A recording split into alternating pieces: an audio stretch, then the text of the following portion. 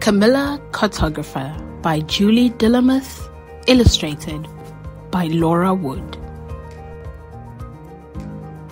For TH and the wild boars of the Grunewald, and for Clara and Louisa, who love maps as much as their mama does. To you, if you feel lost. When the whirling, swirling snow dusted over the windows and silenced the forest outside, Camilla knew what she wanted to do. She arranged 3 boxes in front of the fire and opened her favorite collection. So many maps, old ones on crisping paper with golden brown edges, glossy, vibrant new ones left behind by summertime hikers. She had mini maps and skinny maps, furled maps and folded maps. She even had maps of imaginary places. Then Camilla took out the most fascinating one of all, an ancient map of her own forest, fragile and faded and scented with time. Her whiskers quivered, her snout shivered. What was it like to explore and to make the first paths, she whispered. By now, everything has been explored and mapped. Her hoof traced the outlines of buildings and roads. It was so different here, long ago. These paths have been lost and forgotten. Outside, the snow piled higher and deeper. The next morning, Camilla awoke to a thump, thump, thump on the window. "There's too much snow," said her neighbor Parsley. "I can't find the path to the creek." "I'll help," Camilla said. They trammeled and tamped and trudged, shuffled, snuffled, and swooshed. Until they hit a door. "We're back at my house," Parsley snorted. "How will we get anywhere? The snow could take days to melt." Camilla dashed inside and rifled through a box. "We have this!" She held up a hiker's map of the forest. They set out again. But the snow covered everything. Familiar boulders, ruins, signposts, every forest path. Camilla tried to match up something, anything, to the map, but it was no use. "It's like everything we know is gone," Parsley's words huffed out in cloud puffs. "We're lost and we haven't even left home." Camilla held very still. Her whiskers quivered. Her snout shivered. "This," she said, "is uncharted territory." "What's that?" Parsley asked. "A new land," Camilla said, "unexplored and unmapped." She flew inside for supplies. "You're in charge of this," she said, handing Parsley a compass. "Are we still trying to find the path?" Parsley asked. Camilla leaned in close. "We get to make new paths, our own paths." "We know the creek is east, same as the morning sun. Then we'd better change course because we're heading southeast." They pushed, packed and pelted, mulled, measured and marked. "Ta-da!" Camilla said when they reached the creek. "Now we map."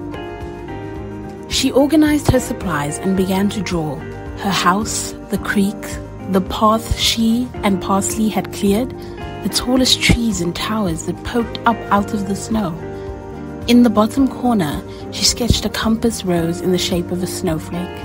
Across the top of the map, she wrote a title in a curly flourish, and she signed it, Camilla, Cartographer.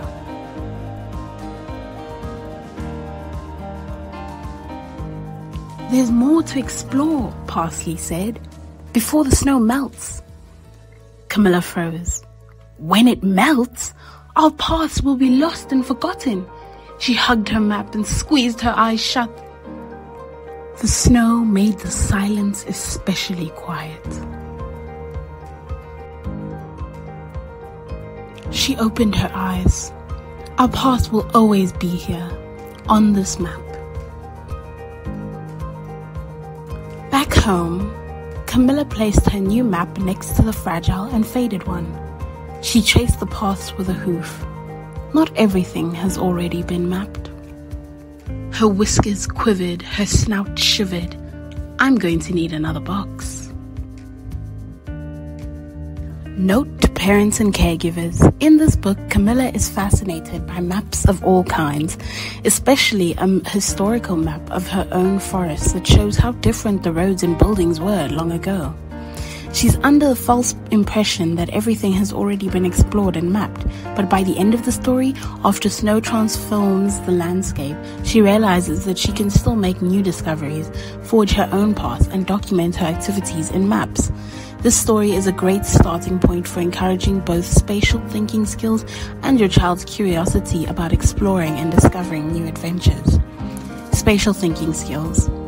Spatial thinking refers to how we understand the world around us and use concepts of space for problem solving. We rely on spatial thinking skills in everyday life, and these skills are important for math and science learning as children progress through school. In daily life, when we pack a backpack so that everything fits or use words like on, under, or next to, which describe how things are related in space, we're thinking spatially. More challenging spatial tasks include things like using a small flat map in the large 3D landscape, interpreting a graph or chart, or imagining and mentally rotating objects such as the movements of the Earth, Moon, and Sun during an eclipse. Spatial thinking skills are important to develop from an early age, and like any skill, it takes practice. The more, the better. Spatial thinking elements in Camilla Cartographer include orienting and navigating with a compass, drawing maps, and exploring outdoors. Read on to learn more about these topics and get ideas for activities to do with your child. Orienting and navigating with a compass. A compass tells you where the cardinal directions north, south, east, and west are in the palm of your hand. Camilla's map is no use when the entire landscape is covered with snow, but she can find her way with a compass. She and Parsley already know the general direction of the creek, so by using the compass to set a course, they can continue in one direction and not end up digging in a circle again. Without a compass, since they can't see over the snow, it's easy to lose orientation and veer off course. When they encounter an obstacle and change direction, the compass helps them keep track of changes they make to their course. Camilla also keeps track of the distances of all path segments so that she can make her map once they find the creek. Activity. Help your child understand the cardinal directions north, south, east, and west. A compass points north because the magnetized needle in it is attracted to the Earth's magnetic north pole. Don't have a compass? You can find an inexpensive one at an outdoor store or a toy store. Or make your own by rubbing a needle with a magnet to magnetize it, then floating it in water so it can rotate freely. There are many tutorials for this online. Unless you're in an epic snowstorm like Camilla and Parsley, in a real-life situation, you are more likely to use a compass along with a map. From the map, you can determine your destination and the direction in which it lies. And then you can use the compass to stay on course as you navigate there. Choose an appropriate destination with your child, such as a place in a park or from your house to school or the library.